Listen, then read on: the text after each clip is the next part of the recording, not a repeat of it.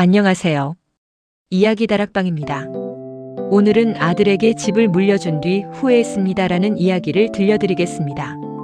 이 사연은 많은 부모님들이 한 번쯤 생각해 볼 만한 이야기입니다. 저는 올해 72살입니다.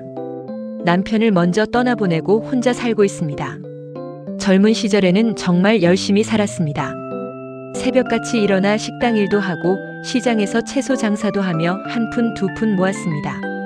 남편과 저는 늘 같은 말을 했습니다. 우리가 고생하는 이유는 자식 때문이다. 그렇게 평생을 아끼고 또 아껴 작은 아파트 한 채를 마련했습니다. 우리 부부에게는 하나뿐인 아들이 있었습니다. 아들은 착했고 공부도 곧잘했습니다. 저는 늘 아들이 자랑스러웠습니다. 남편이 세상을 떠난 뒤에도 저는 아들을 믿고 의지했습니다. 아들은 결혼을 했고 며느리도 들어왔습니다. 처음에는 참 행복했습니다. 주말마다 손주를 데리고 찾아왔고 생일이면 외식도 함께 했습니다. 그때까지만 해도 저는 노후가 걱정되지 않았습니다. 아들이 있으니까 그 생각 하나로 살았습니다. 어느 날이었습니다. 아들이 조심스럽게 말을 꺼냈습니다. 엄마, 집을 미리 증여해 주시면 세금도 줄일 수 있고 여러모로 좋대요. 저는 그런 것에 대해 잘 몰랐습니다. 하지만 아들은 제게 가장 믿음직한 사람이었습니다. 며칠 후 아들은 전문가 상담도 받았다며 자료를 보여주었습니다. 저는 자세히 읽어보지도 않았습니다. 그저 아들을 믿었습니다. 결국 저는 아파트를 아들 명의로 바꾸었습니다. 그날 저는 마음이 참 편했습니다. 이제 자식에게 짐을 덜어줬다고 생각했습니다. 나중에 물려줄 것을 조금 일찍 해준 것뿐이라고 생각했습니다. 하지만 그 선택이 제 인생에서 가장 큰 후회가 될 줄은 몰랐습니다. 집 명의가 바뀐 후 조금씩 분위기가 달라지기 시작했습니다. 처음에는 정말 작은 변화였습니다. 아들이 집에 오는 횟수가 줄었습니다. 며느리도 예전처럼 살갑지 않았습니다. 저는 바쁘니까 그런가 보다 생각했습니다. 그러던 어느 날 아들이 말했습니다.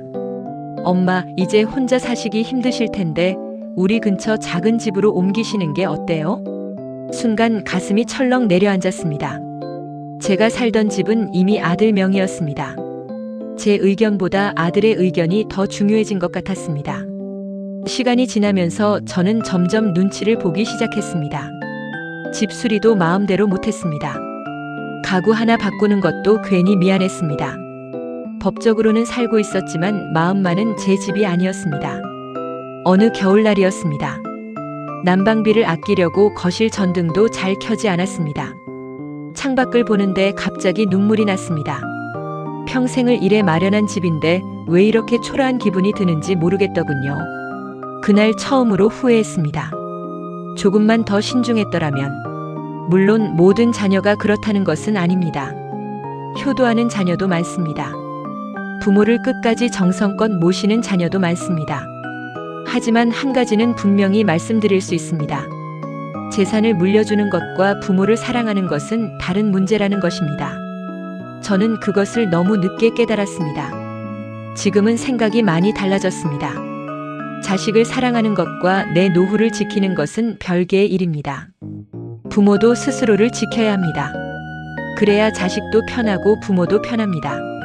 만약 시간을 되돌릴 수 있다면 저는 집을 바로 증여하지 않을 것입니다.